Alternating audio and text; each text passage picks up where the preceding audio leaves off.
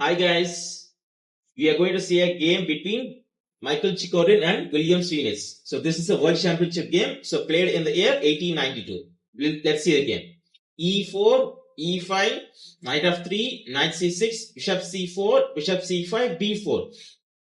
White is playing the E1 scalar. The E1 scalar idea is like they want to get the sacrifice the pawn in the corner. They want to get the center by c3 and d4, right? That's the idea of the E1 gambit. So c3, bishop a5, castle, d6, d4, bishop g4. See, when the bishop g4 arises, you need to be careful of that tactics of bishop f7. Now this is not working, but you need to worry of that. Every time when you play bishop g4 without a defense of knight f6, the bishop g4 sacrifice is coming. So bishop f7, king f7, knight g5. The problem with now this position is like queen g5 is coming, because once you play bishop g5, bishop d1 and rook d1, black is getting the extra piece. That's why this tactics is not like allowing this position because of the queen on d8. So when you play bishop g4, you need to have the defense of knight f6. That's you need to be careful of that one. So here bishop e5, idea to push the pawn to d5, make a pin. Simple. So captures the pawn. Now knight e7 wouldn't be the better move. So d5, a6 will be the better choice. But here black plays bishop d7. The idea is simple. They want to block the pin of the bishop. Simple. So bishop b2, getting this bishop on the diagonal, good idea.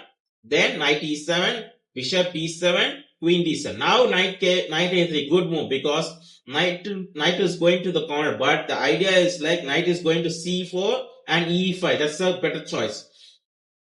Now knight at 6, it's a bad move, because knight should be go towards the center. So knight at 6 is a bad move. Knight c4, bishop e6. Now comes a good move, a4. Idea of a4 is that they want to trap the bishop.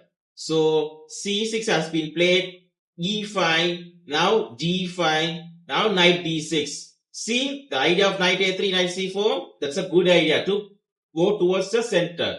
So king f8, bishop a3, logical move to get the pin of this king. So king g8, rook b1. Idea is like a5, rook b7 is coming. a5, rook b7 is coming, so you can't stop that. If you play rook b8, again I just play a5. And or else I can play knight g5 with queen f3, attacking so much, because it's like a king is like a bad place.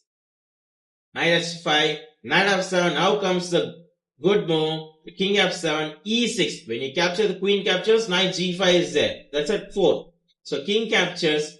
Here in this position, white should have played rook e1. It's a better move. Rook e1. King f7 means knight e5.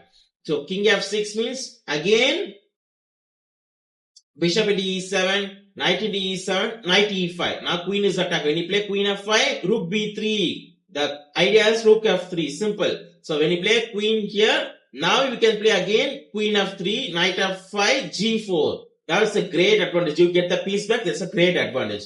So that's why this rook e1 is better, but he missed the move rook e1. He played knight e5, which is also a good move. Not a problem with this move. Then queen goes back. Now rook e1, getting the rook in the open file. King f6, going away from the pin. Now queen h5. Now queen f7 is threat. g6. Now bishop e7. Now king e7. If knight e7 means no problem with that. I just play simple like a queen h4 check. I just get the piece back. Simple. So king e7. King e7. Then knight g6 is a discover attack. King f6, knight h8, bishop g4, rook b3 is a good one, because idea of rook b3 is rook f3. Simple. So queen d7, rook f3, rook and h8, g4, rook g8, queen h6, rook g6, and rook and f5. It's a game over. See, white has played a good game in this position with the Ivan's gambit. Simple as that. Ivan's gambit idea is like giving up a pawn and moving the pieces towards the center, right? Center. Hope you like this video, right? So, okay then. We'll meet on the next video. Until then, bye.